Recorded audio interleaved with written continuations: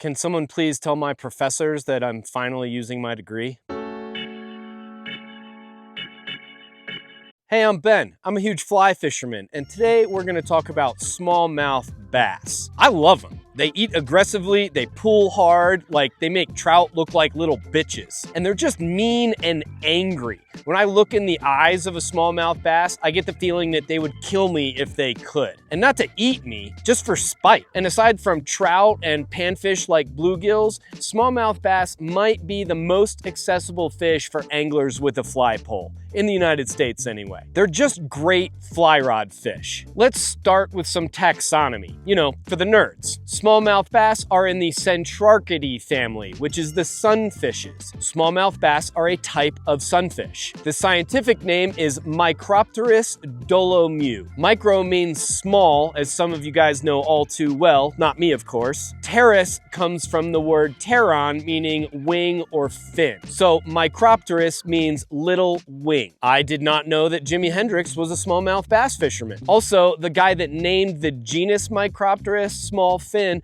called it that because the type specimen that he was using had a damaged or malformed fin. So there's that. Micropterus dolomieu. Let's talk about the dolomieu part because it's a few layers deep. It refers to a French geologist named Dolomieu. But why would a North American fish be named after a French biologist? Because a lot of the streams and rivers where smallmouth bass live run through dolomitic limestone, which is named after our boy here. Man, we are learning so much about smallmouth bass already, and we're only on the name. Here is a map of native and introduced ranges of smallmouth bass in the United States. They're basically native to the Mississippi River watershed. And the Great Lakes. That's an important one. And in some places, they're considered invasive. There are rivers in the Rocky Mountains where you're encouraged to kill them if caught. With that in mind, let's take a second to talk about fisheries management. A lot of the situations where smallmouth bass are invasive were totally predictable, and fisheries managers are 100% to blame. They'll put smallmouth or any other fish in a reservoir above a dam and then act all surprised when those fish turn up in the river below the dam later on. Well, if it isn't the consequences of my own actions, right? Fisheries managers, I love you, but you're so incompetent sometimes. How could you not see this coming? And then you're gonna use state resources to attempt to remove invasive fish?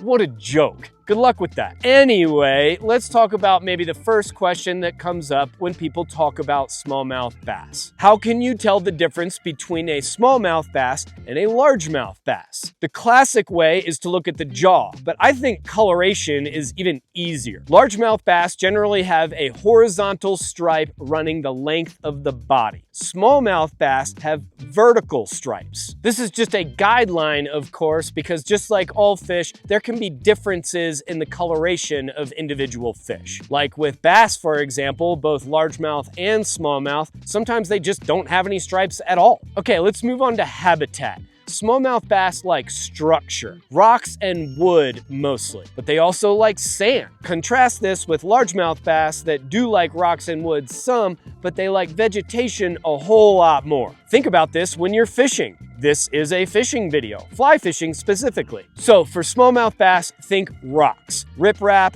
rock piles, ledges, shoals, all of that. And that goes for lakes and rivers. You'll find them in both. Speaking of rivers, smallmouth bass can handle a lot more current than largemouth bass. You'll find both in rivers, but smallmouth bass are not afraid of some fast water. Let's talk about food. This is what you should be imitating with your fly bugs when you're fly pole fishing. Like most predator fish, smallmouth bass will really eat anything they can put in their mouths. But there are some more prevalent food sources that they feed on. Fish is one, like minnows, baitfish, sculpins, other bass. Crayfish are a very large part of their diet. Frogs are in there too if you like to fish topwater. Leeches, definitely, sparrows probably if they could get their hands on one. Well, fins or mouth, I guess, not hands. They'll also eat insects. You can fish nymphs and dry flies for smallmouth bass when the situation is right. I remember a few years ago, we were fishing the River of Death in Tennessee, and there was a strong hatch of big mayflies, some kind of drake maybe. Smallmouth bass were taking these bugs off the surface in the middle of the river like trout.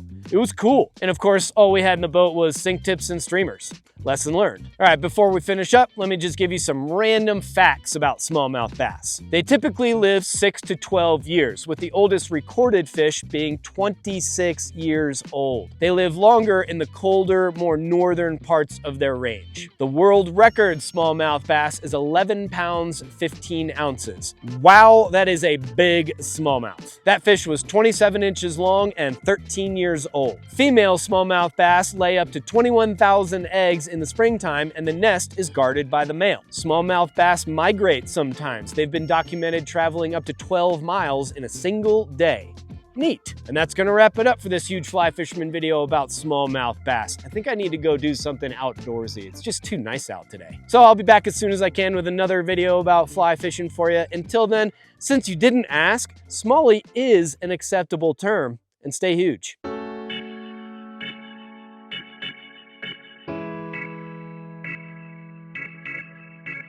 In my opinion, smallmouth bass are the superior black bass.